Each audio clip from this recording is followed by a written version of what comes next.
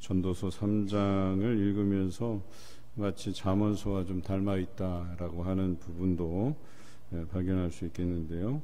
우리 인생들은 다 흙으로 와서 흙으로 돌아가는 존재들입니다. 그런데 참 많은 근심을 갖고 살아가는 것이 또한 사람의 인생인 것 같습니다. 아침 안개와 같은 존재인데 천년의 근심을 안고 살아간다, 이런 이야기들도 있고, 또 그 잠시 왔다 가는 인생, 너무나도 소중한 인생인데 과거에 집착해서 해결도 못하면서 그것에 온 인생을 다 걸고 마치 그것을 해결하는 것이 자기의 사명인 듯 살아가는 사람들도 있어요. 그런데 그렇게 살아가는 것보다 하나님께서 우리에게 주신 이치대로 살아가는 것이, 하나님께서 우리에게 주시는 순리대로 살아가는 것이 현명하다라고 하는 것이에요. 우리가 해결하지도 못하면서 집착해서 그걸 수년 동안, 또 어떻게 보면 수십 년 동안 해결 못하면서 지내왔는데 그게 한순간에 내 자의로, 또 내 힘으로, 내 지혜로, 내 경험으로 해결될 것도 아닌데 그것에 집착하면서 살아가는 것은 어리석은 인간의 표본이다라고 하는 것이죠. 그런 사람을 오늘 19절에서는 짐승과 다를 바가 없다, 이렇게 표현하고 있어요. 짐승은 처음부터 끝까지 자기가 살기 위해서 먹는 것에 집착하다가 가요. 그러니까 그런 집착과 다르지 않다는 거예요. 그런데 이렇게 살아가는 사람은 그 호흡이 짐승과 같아서 그 짐승이 죽는 것처럼 사람도 죽게 된다. 그것이 다 헛됨이다. 흙으로 돌아가는 인생이다. 이렇게 표현하고 있어요. 어찌 보면 우리에게 주시는 시간의 개념, 때의 개념이 있어요. 오늘 3장 1절에 범사의 기한이 있고 천하만사가 다 때가 있다 그랬어요. 기한과 때, 어떻게 보면 많은 신학자들이 성경을 해석할 때 이 기한을 크로노스로 해석하고 때를 카이로스로 해석이 돼요.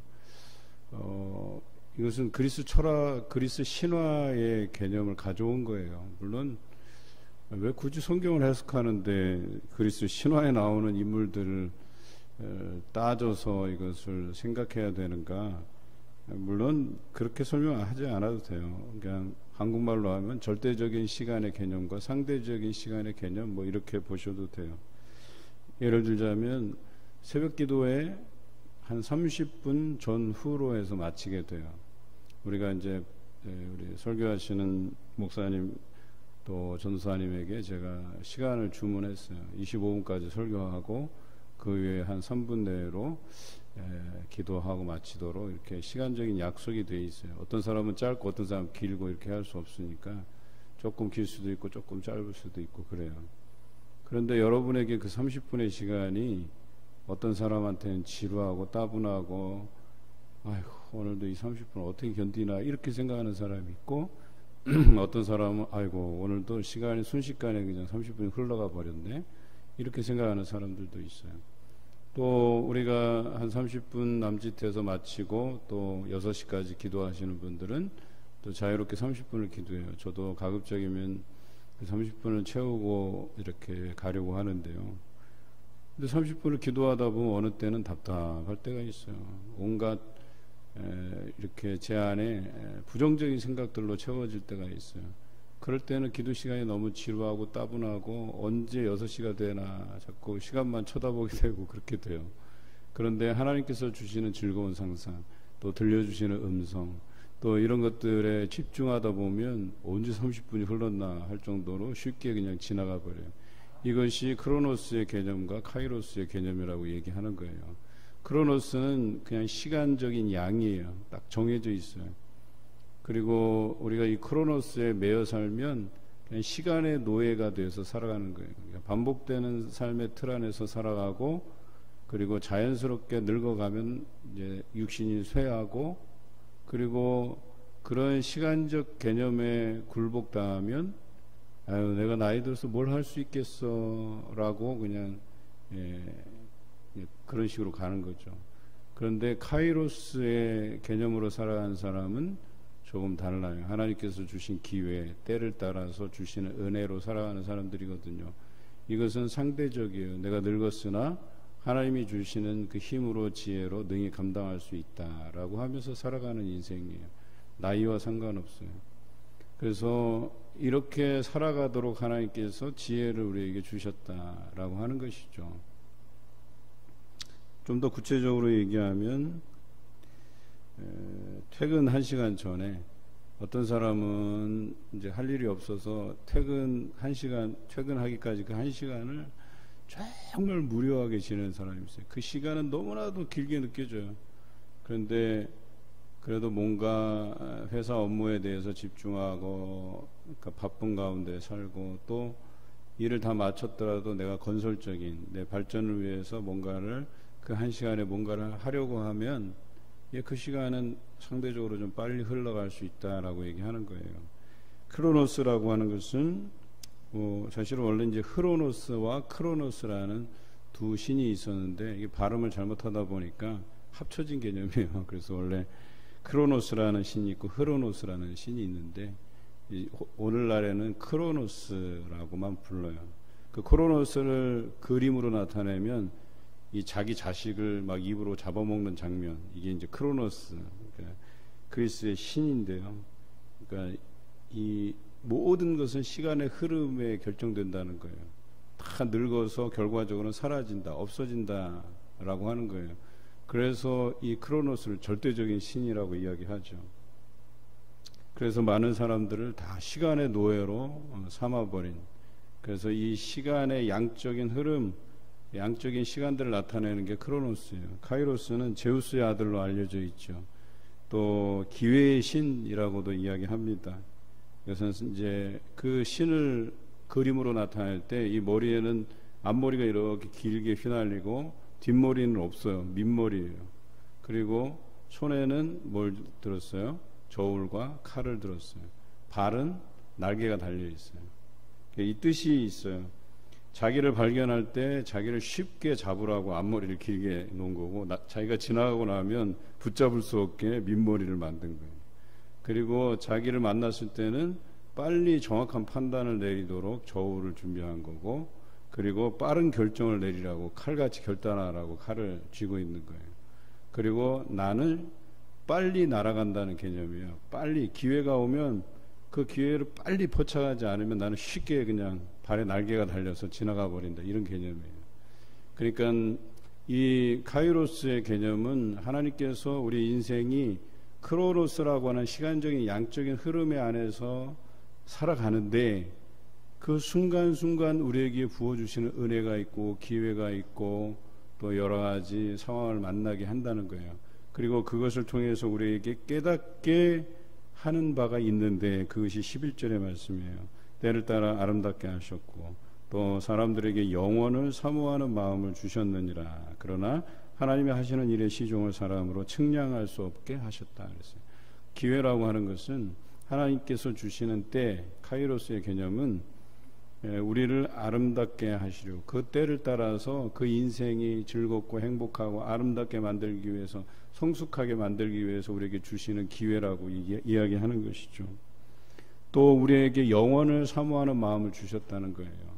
이 땅에서 헛된 것을 잡으려고 살아가기보다는 영원을 사모하게 만드는 거예요. 하나님의 말씀에 의지하게 만드는 거예요.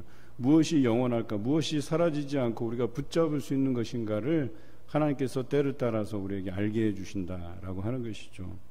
그런데 중요한 것은 이 때를 아무도 알지 못해요. 하나님께서 적당한 때에 주시기 때문에 우리가 그 시종을 알지 못하는 거예요. 인생 가운데 어떤 일이 벌어질지 모른다는 거예요. 그런데 오늘 때에 대해서 어떻게 표현하고 있냐면, 날 때가 있고 죽을 때가 있고 심을 때가 있고 심은 것을 뽑을 때가 있고, 우리의 인생이라는 게 어떤 어려움으로 인해서 슬픔으로 일관된 삶은 없어요. 어쩔 때는 슬픔도 있겠지만 또 즐거울 때가 있고, 그런데 이런 서로 다른 때를 우리에게 주시는 이유가 뭐냐, 두 가지. 하나는 우리로 하여금 교만하지 않게 하시기 위해서, 이런 일이 계속해서 지속될 거라고 하는 그런 교만에서 벗어나도록, 우리가 의지할 분은 오직 하나님 한 분뿐이시다라고 하는 것을 알게 하시기 위해서, 때로는 우리가 즐거울 때가 있지만 그때 생각해야 될 때가 슬퍼할 때도 온다라고 하는 이 인생의 이치를 우리로 하여금 깨닫게 하시려는 하나님의 의도가 담겨져 있다는 거예요. 그래서 인간은 교만할 수 없다는 거예요. 내가 전성기를 구가할 때 내가 이것이 영원히 내가 누릴 것이라고 생각하는데 그렇지 않다는 거예요. 언젠가는 놓아야 될 때가 있다는 거예요. 이런 세상의 이치를 가지고 살아가라는 거예요. 때로는 내게 많은 물질이 주어지지만 때로는 이것이 사라질 수 있다는 거예요. 그래서 우리는 이 오늘날 우리에게 주시는 이 물질의 가치를 충분히 누리고 선용할 기회를 우리에게 주실 때에 그것을 선용하는 데 써야 된다는 거예요. 갑자기 여러분에게 100만 원이 뚝 떨어졌어요. 어떻게 하실래요? 그냥 이 100만 원을 갖다가 하루에 10,000원씩 해서 100일을 쪼개서 오늘 10,000원 쓰는 재미로 이렇게 살아가실 거예요? 물론 그건 여러분 자유일 수 있으나 하나님께서 왜 나에게 이 100만 원을 주셨을까라고 하는 것을 한번 생각해 보시라는 거예요. 고민해 보시라는 거예요. 그런데 어떤 사람은 이것에 대한 사용이 어떨 때 가장 가치가 있고 하나님을 기쁘시게 해드릴 수 있을까 이것을 고민한다는 거예요. 저도 이번에 재난지원금 받았을 때 이것을 어떻게 쓸까 이런 고민이 들더라고요. 그거 얼마 안 되는 돈이지만 그래도 이거 어떻게 좀 제대로 쓰면 소소하게 재미가 있을 것도 같아요. 그런데 나를 위해 쓸 것인가 아니면 하나님이 기뻐하시는 일에 이것을 쓸 것인가 이런 고민이 들더라니까요. 또 얼마는 나를 위해서 쓰겠지만 또 얼마는 또 이 세상을 유익하게 하는데 또 하나님을 기쁘시게 하는데 드려져야 될 것이다 라고 하는 이런 생각을 하게 만든다는 거예요. 왜 그렇게 만드시냐? 우리로 하여금 교만하지 않게 하기 위해서. 어떤 사람은 그래요. 그렇게 주어진 것에 대해서 자기가 실컷 재미있게 잘 쓰고 나서 나중에 정부가 빚내서 나한테 이런 걸 준다고 그럼 애초부터 받지 말지요 그냥.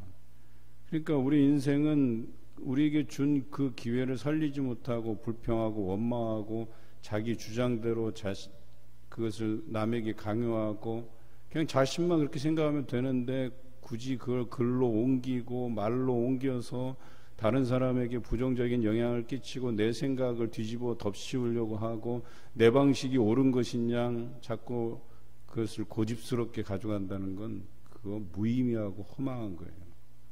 왜 그렇게 살아야 될 필요가 있냐는 거예요. 우리는요 순리대로 살아가야 돼요. 하나님께서 주신 이치를 깨닫고 그 순리 안에서 살아가는 것이 하나님께서 우리에게 요구하시는 삶이다. 그리고 주신 것들에 대해서 충분히 누려가면서 사시라는 거예요. 하나님께 드림이 되는 것도요 이게 기쁘게 드려야지만 내 마음에 기쁨이 넘치잖아요. 그런데 그걸 이왕 드릴 건데 꾸역꾸역 고민해가면서 드릴까 말까 막 고민하다가 그냥 울며 겨자 먹기 식으로 하나님께 드려. 그게 무슨 기쁨이 되냔 말이에요. 그게. 이왕 이 사람들을 위해서 불우한 이웃들을 위해서 쓸 거면 그냥 쾌척하는 게 좋은 거죠. 그걸 고민스럽게 몇날 며칠 고민하고 그것도 자랑 삼아서 얘기해. 내가 이것을 갖다가 얼마나 고민했는지 모른다고 막 하면서 여러분 그렇게 살 필요가 뭐 있어요. 충분히 즐기세요. 충분히 누리세요. 주는 기쁨도 누리고 받는 기쁨도 누리고 하나님께서 우리 인생을 아름답게 하시기 위해서 때를 따라 주시는 것들이 있어요. 베풀어 주시는 것들이 있어요. 그것을 충분히 누리라고 얘기하는 거예요. 뿐만 아니라 영원을 사모하는 마음을 주시는 거예요. 그런 것들을 주실 때 나는 이것이 아니라도 내가 붙잡을 수 있는 말씀이 있기 때문에 내게 약속하신 영원한 삶이 있기 때문에 나는 이것이 아니어도 나는 충분히 오늘 하루의 삶이 기쁘고 즐거울 수 있다. 이런 자신감을 하나님께서 심어주실 때에는 여러분 그 물질들 과감하게 버리셔도 돼요.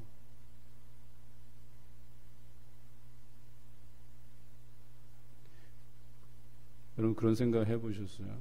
내게 주어진 물질이 10,000원짜리 100개 다발이 나한테 있어요. 가면서 나 이런 거 없이 살 수 있어 하고 그냥 집어 던질 수 있으세요? 아마 그런 자신감은 잘 없으실 거예요. 그런 심정으로 살라는 거예요. 그거 내게 없어도 나 충분히 살 수 있어. 그거 그냥 다른 데 이렇게 기부하는 단체에다 기부해서 그냥 아름답게 살아갈 수 있으면 그것이 내게 만족함을 줄 수 있다면 또 내 삶에서 함께 해주시는 그 하나님으로 인해서 내가 자신감이 있으면 그렇게 사는 것도 나쁘지 않다는 거예요. 오늘 이 때에 대해서 너무나도 하나님께서 귀하게 우리에게 말씀하고 계셔요. 물론 다 언급할 수 없지만 이 성경에 보면 안을 때가 있고 또 밀어내야 될 때가 있고 이런 표현들이 있어요.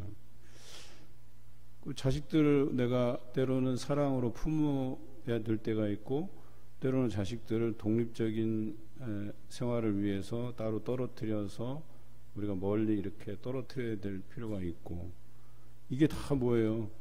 우리가 이 개념을 하나는 긍정적인 의미로 받아들이고 하나는 부정적인 의미로 받아들이라는 게 아니에요. 이 모든 것들이 우리가 생각하기 나름이고 하나님께서 그때그때마다 우리에게 주시는 삶의 의미들이 있다는 거예요. 그 의미들을 우리가 어떻게 받아들이는가에 따라서 우리 인생이 행복할 수 있고 그렇지 못할 수 있고 라고 얘기하는 거죠. 오늘 성경에 보니까 12절 13절에 사람들이 사는 동안에 기뻐하며 선을 행하는 것보다 더 나은 것이 없는 줄 내가 알았고, 이 솔로몬이 이 책을 지으면서 이것 하나만 건진 것만 해도 대단한 것 같아요. 살아가면서 13절에 있는 것처럼 사람마다 먹고 마시는 것과 수고함으로 낙을 누리는 그것이 하나님의 선물인 줄도 또한 알았도다. 이것도 중요해요. 내가 살아가고 먹고 마시고 입고 거주하고 이것에 대한 기쁨도 아는 것이 중요해요. 이게 하나님의 선물인 것을. 그런데 우리가 사는 동안에 선을 행하는 것보다 더 나은 것이 없는 줄 내가 알았고, 이 진리를 깨닫는 것도 중요하다는 거예요. 나 혼자 잘 먹고 잘 살고 잘 입고 이것만이 중요한 게 아니라는 거예요. 이것도 하나님께서 주신 선물이지만 내가 선을 행하는 것도 이보다 더 나은 것이 없음을 하나님께서 인생에게 깨닫게 하신다라고 하는 거예요. 저는 여러분들이 이런 진리를 깨달아 아시면 좋겠다는 생각이 들어요. 하나님께서는 과거, 현재, 미래에 관여하고 계셔요. 그러니까 우리는 직선적인 역사관이잖아요. 처음이 있으면 끝이 있는 거예요. 그 끝이 예수 그리스도께서 이 땅에 오시는 재림의 순간이에요. 심판의 때예요. 그런데 이 미래의 안목에서 때로는 인생을 바라볼 수 있어야 되고, 때로는 과거를 기억하면서 현재의 삶에 미래의 삶에 또 영향을 주시기도 하시는 분이 하나님이시다라고 하는 거예요. 다니엘 같은 사람은 하나님께서 엔티시즘이라 그래서 미래의 안목에서 바라보게 한 거예요. 그러니까 미래의 일들을 보여준 거예요, 그 사람에게. 그래서 현재적 고난을 그 미래의 삶에 비춰보면서 그것을 어때요? 잘 견디라는 거예요. 잊어버리라고 하는 거예요. 그 고통을 잘 극복하라고 얘기하는 거죠. 그리고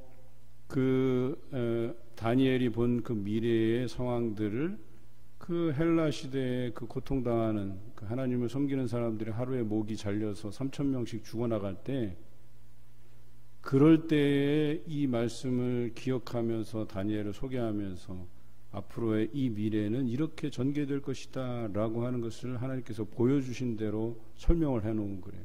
그러니까 사람들이 이 시대는 곧 끝날 것이다, 하나님의 나라가 도래할 것이다, 이런 것에 대한 희망을 갖게 만드는 거거든요.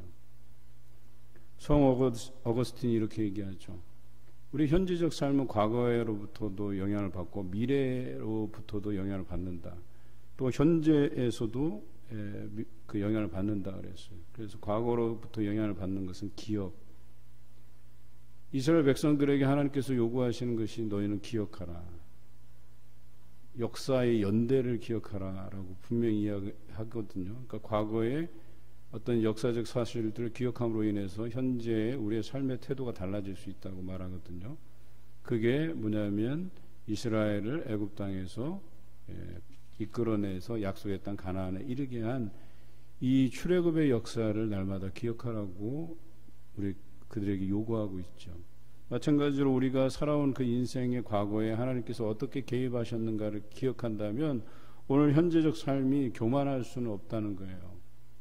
내가 할 수 없고 내 능력으로 안 되는 일이었는데 하나님께서 개입해 주셔서 지금에 이르기까지 하나님께서 해주셨단 말이에요. 우리 기업을 키워내셨고 내 자녀들을 아름답게 키워내셨고 여러 부분에서 함께 해주셨는데 그 과거를 기억함으로 인해서 현재적 삶이 겸손할 수 있다는 거예요. 내가 한 게 아니구나. 하나님께서 이끌어 주셨구나. 뿐만 아니라 우리는 미래에 대한 기대가 있어요. 하나님께서 약속하신 것이죠. 그 약속을 우리가 붙잡고 살아갈 때 오늘이 소망 있게 살아갈 수 있다는 거예요. 고통 중에 있더라도 이 하나님께서 약속하신 이 미래가 있으니까 하나님의 본심이라고 하는 것이 뭐예요? 우리를 힘들게 하려는 게 하나님의 본심이 아니시잖아요.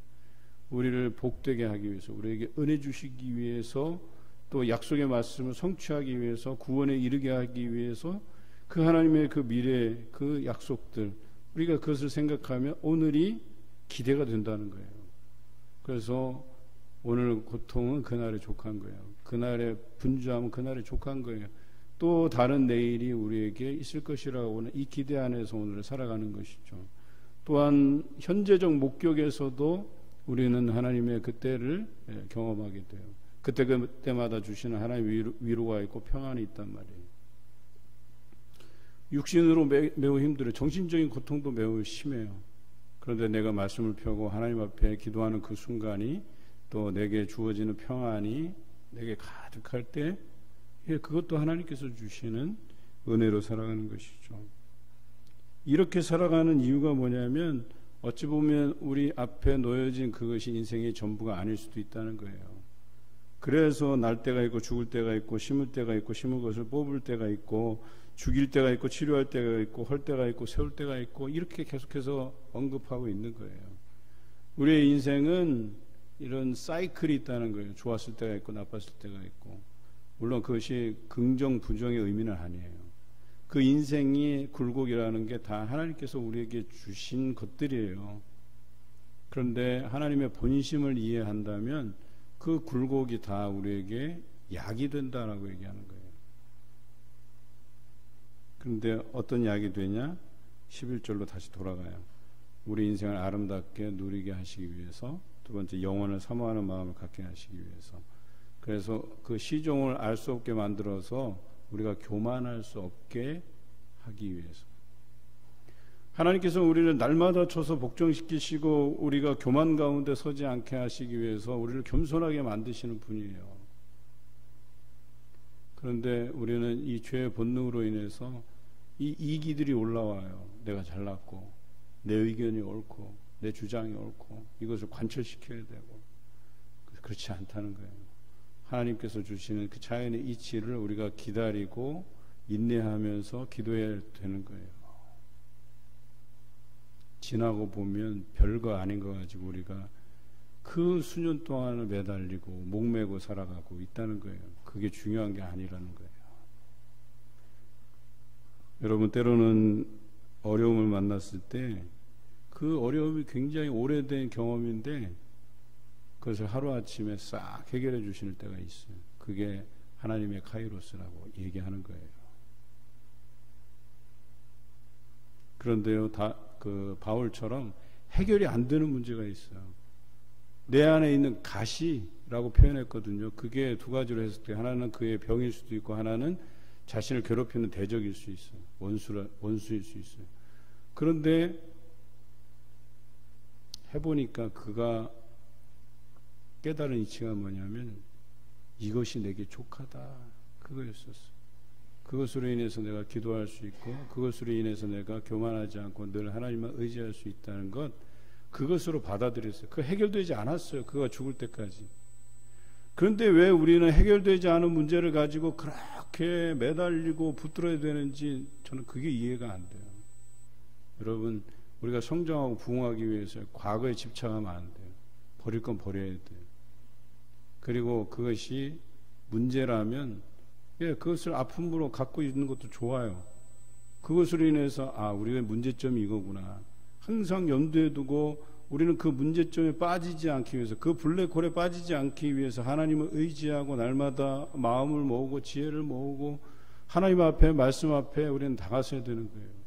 그것이 옳은 것이지 뭔가 이것을 해결하고 나가려고 하는 그 집착에서 교회가 발전을 못해요. 성장하지 못해요. 별거 아니에요. 버리고 나면 별거 아니에요. 그게. 오늘 성경에 보면 14절 말씀도 중요해요. 하나님께서 행하시는 모든 것은 영원히 있을 것이라. 그 위에 더할 수도 없고 그것에 덜할 수도 없나니 하나님이 이같이 행하심은 사람들이 그의 앞에서 경외하려 하심인 줄 내가 알았도다. 솔로몬이 지혜를 가지고 처음에는 하나님께서 내게 그 지혜를 주심을 통해서 여러 아름다운 판결들을 내리지만 인생 중년을 지나가면서 말년에서 깨달은 건 뭐냐면 그 지혜가 나로부터 나왔다고 하는 이 교만에 빠지면서부터 잘못된 판단들을 하게 돼요. 외교적인 정책부터 시작해서. 그리고 나서야 어때요? 아, 하나님의 말씀만이 영원히 서는구나. 그리고 자신이 그 잘못 판단했던 것들을 깨닫게 돼요. 그래서 인생 무상을 노래하고 또 헛되다고 고백하는 전도서를 쓰게 되는 거예요. 그게 바로 하나님이 행하시는 그것을 통해서 우리가 하나님을 경외하는 줄을 알게 하시기 위함이다라고 하는 것을 알게 돼요. 여러분 방식을 고집하지 마세요. 그냥 버릇처럼 하는 사람이 있어요. 이게 옳은 양 주장하고 그것을 가지고 뭔가 사람들에게 보이려고 하고 그럴 필요 전혀 없어요. 그냥 하나님과 내 안에서 솔직하게 소통하고 하나님께서 내게 요구하시는 삶이 무엇인가에 대한 고민이 있어야 된다는 거예요. 때로는 남을 배려하기 위해서 내 걸 버려야 될 때가 있다는 거예요. 주장하지 말아야 될 때가 있다는 거예요.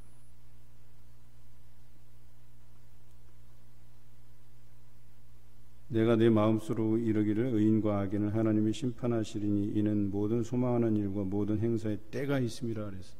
악인의 잘됨을 부러워하지 마세요.